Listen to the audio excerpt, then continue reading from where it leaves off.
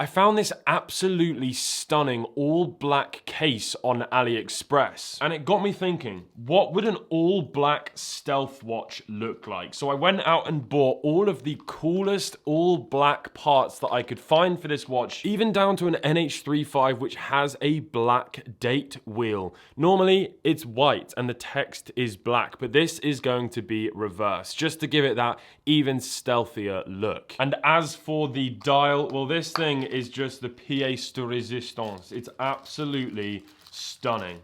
Just take a look at that. This is absolutely perfect. Look at that dark graphite dial, which still has a nice little pattern on it, and all of the black indice markers around the edge. I'm curious to know though if this is still glow in the dark. I can't imagine it will be with the black sort of indices on there, but let's hold a UV light up to it and then let's have a quick look.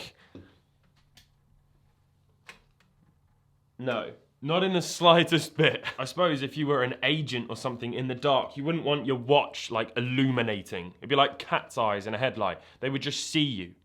That wouldn't be very stealthy. Now, I'm also going to be adding a really cool little black rotor to the movement. So because this has an exhibition case back so you can actually see the movement inside, I thought let's not stop at the dial, let's add an awesome little black rotor. So this is going to be a really fun build. I'm super excited. Let's get on with it. So let's start by putting the dial and hands on the movement. So this is the movement, the NH35. I've not had a single issue with an NH35 movement. This is actually the first watch I built on this channel. If you watch that video and you're still watching these, that's insane. So we're gonna take the movement out of the packaging.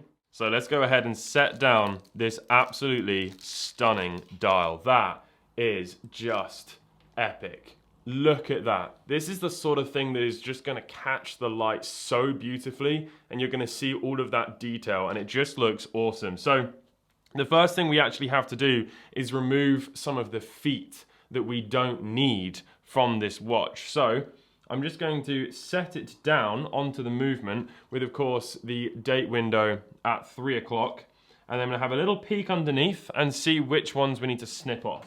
We need to keep the top one on this side. So I'm now just going to very quickly snip off these two legs that we don't need using some flush cutters.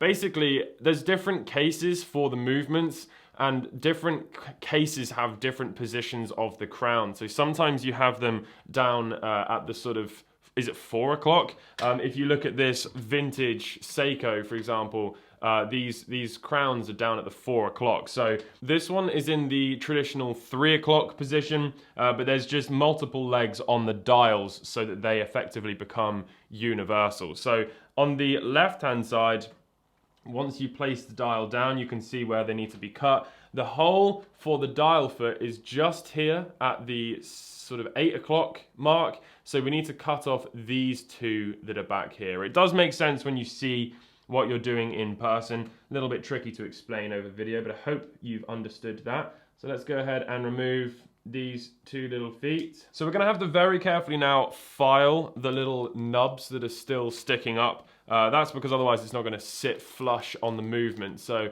I'm gonna go ahead and just use this very small little file and just file these two little sticking up nubs on either side down.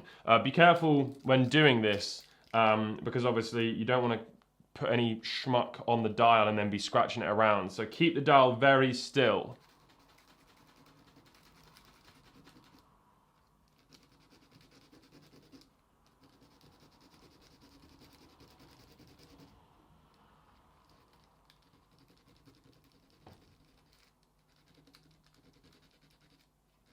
So I'm going to very carefully pull the dial away from all of the crap that I've just generated, and I'm actually just going to get a fresh piece of this paper that all of the parts come in, and then I'm going to flip it round and do the other two on the other side.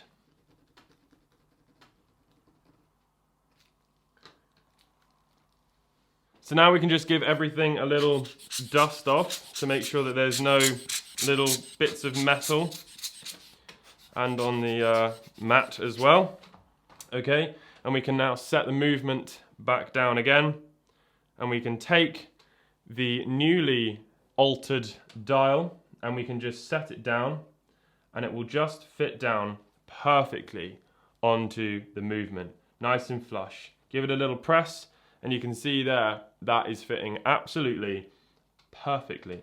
Okay, so the next thing I'm going to do is fit the hands. So what you're going to want to do for this, and you can see that black little date window in there just looks absolutely epic. So what we're going to need to do is pull the crown out 2 stops. So the first one is going to be for the date. If I show you this, there we go, you can see the date changing, and the second one is going to be for the time. So what we're going to need to do is keep rotating the crown until we see the date start to change. Oh, it's just done it, there we go. All right, so now just before it changes, we know we're more or less now at midnight. So I'm going to place this down very carefully, and we're going to fit the first hand, which is the hour hand. Anything that I'm using will be linked in the description, so I'm just going to use these little plastic tipped tweezers to place the hour hand down. And then I'm going to take my little hand pusher and just set it down into place.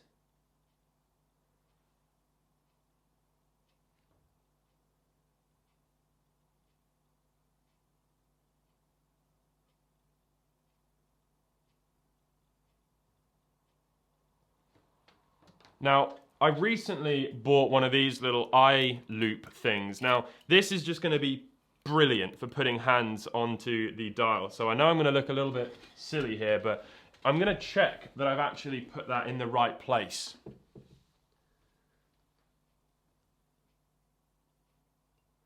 That looks good to me. That looks good. That looks good. So we're now going to place down the minute hand. So go ahead and set that into position. Now, of course, the benefit of the plastic tweezers is that you can just touch the hands and not worry about scratching. Right, I'm just going to go ahead and check that I've actually put that in the right place.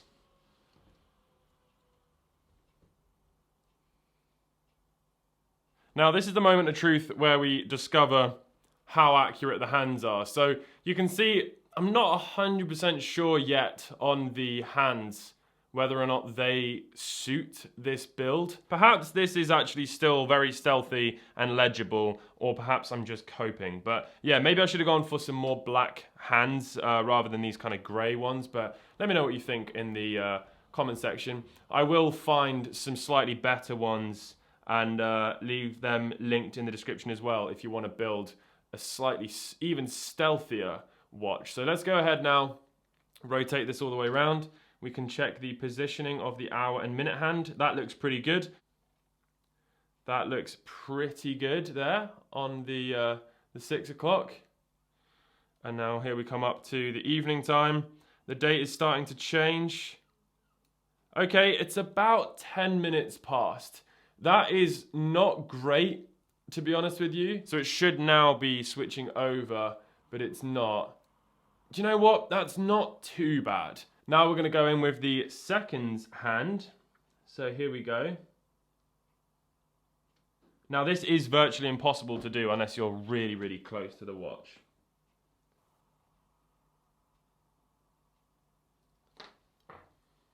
One thing I didn't really think about this watch build was that filming it was going to be next to impossible because everything is black.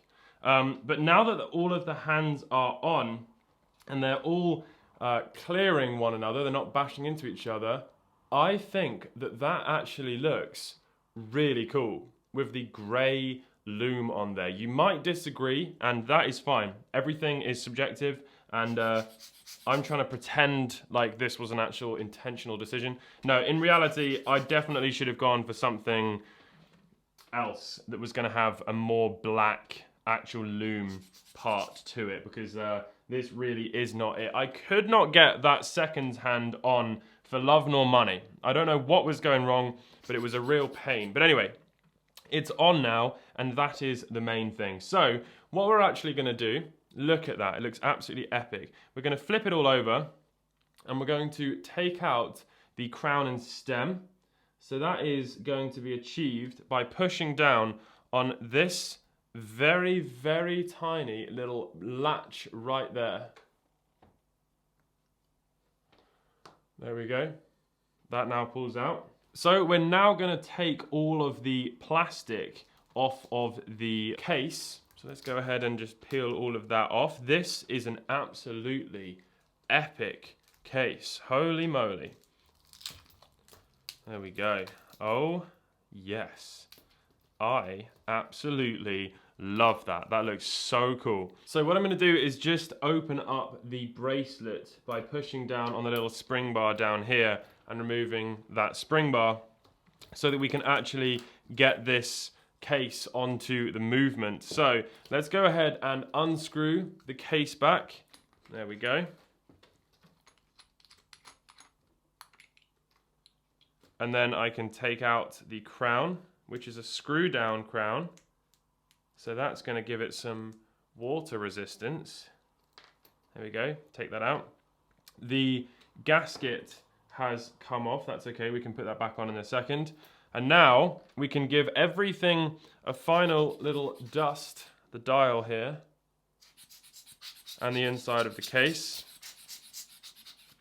And we can set the case onto the dial and the movement. And wow, would you look at that? That is an extremely magnified glass dome. Oh boy, that is interesting. Super magnified, kind of warped, and also absolutely impossible to film. I mean, don't get me wrong, in person it looks absolutely epic, but it is just impossible to film with that magnification and then everything being black. The hands actually work quite well because the bezel has little grey accents all around it. All the text and the lines are all grey. So that is actually working quite well. So let's go ahead and flip it over. The bezel insert is going to fall out again. Right, now we need to set this down properly because that has not happened.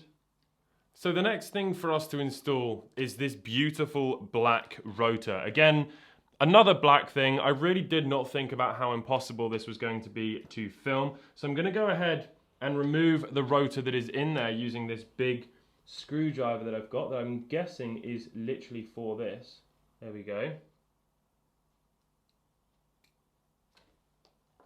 So now we can remove the rotor that is in there. There's the new rotor. Impossible to see already. Placing it down onto the movement. It's kind of auto aligned, which is quite nice. So now I can screw that into place. It's quite good, we can actually see it still freely spinning around. Presumably it has to be quite tight so it doesn't sort of undo itself. But there we go, it's still spinning around and we know that it's engaged. Amazing, another thing that is virtually impossible to see on camera, but is now in there. It looks amazing in person, just impossible to see on camera, so I really did not think about this. Okay, the next thing we're going to need to do is sort out the stem. So let's go ahead and set that over to the side. In the packaging where the movement was is the stem, so we can pop that out. Now what we're going to do is screw the crown onto the stem just like that. So once the crown and stem are together, we can take the crown and stem and shove it down the hole into the watch and push it all the way in. So we need to take a measurement between the inside of the crown and the crown tube, which is 6.59. So we can now take the crown and stem back out again. And we're going to chop off that much of the stem. So we can unscrew the crown again. Okay, well we've managed to get it to magnetize to the caliper. So here we go. I'm going to take off just a tiny bit less than this measurement. Come back. That is about that much. So here we go. Cover your eyes. and I'll stand on that at some point. So I'm going to go ahead and file the end of it, making sure to do that directly above the movement. That's a joke, don't actually do that. Okay, and we can screw the crown on. And let's just test fit it before actually gluing anything down.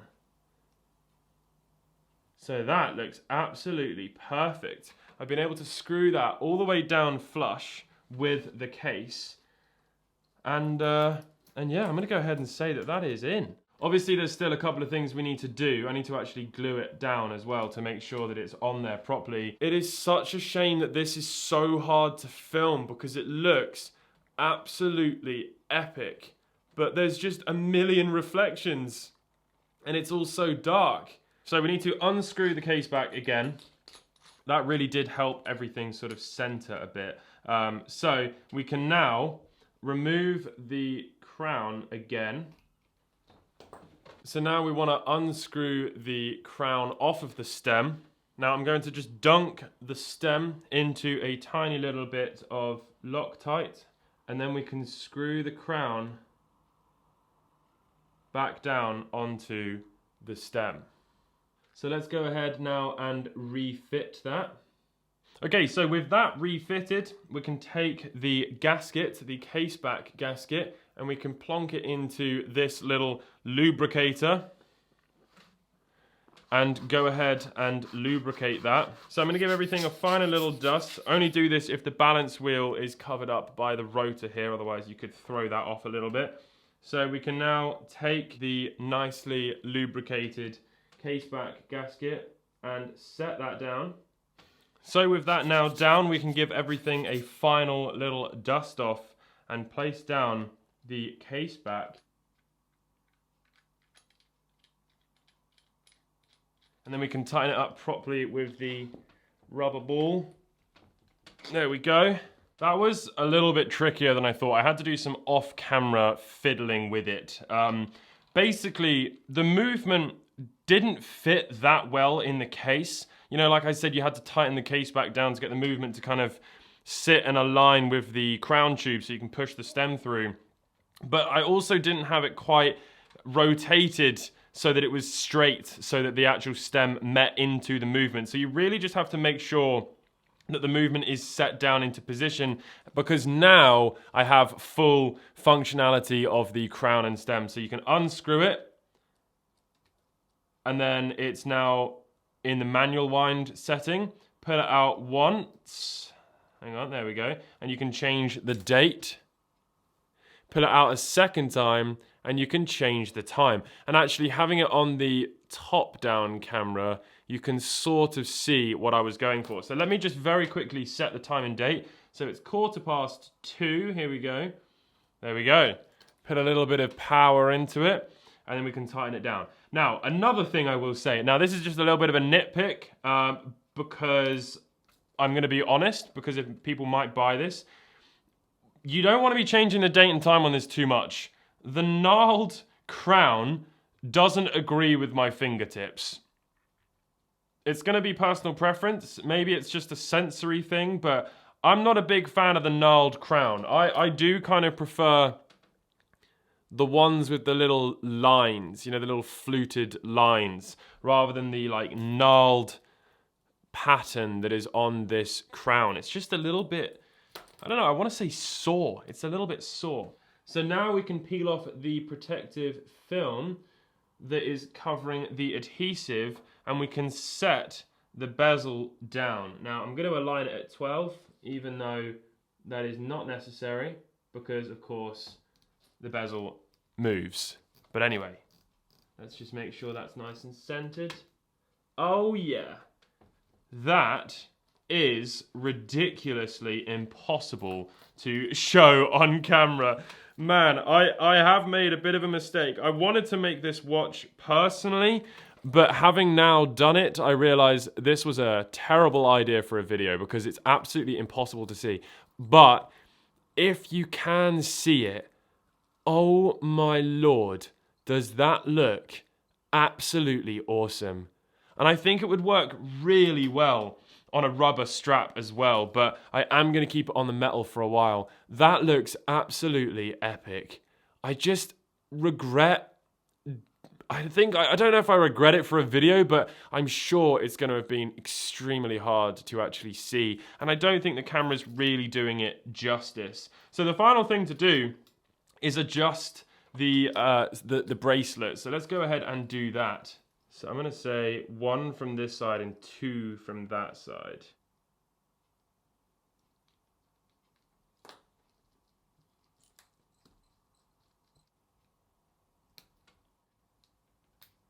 There we go. And I can check to see if it fits. Okay. It does. It does. I got it right. Look at that. Absolutely impossible to film watch. Can you see it? It's just so reflective. But it does look seriously sleek. It's just a bit of a difficult one to actually see. So you're definitely going to have to let me know what your thoughts are in the comment section down below. I like it a lot. I just wish it came with a slightly different glass, because that is well tough to see. I'm going to try and get some better footage to put on the top of this video now. I hope you've all enjoyed this video, and I'll catch you all in the next one. Goodbye.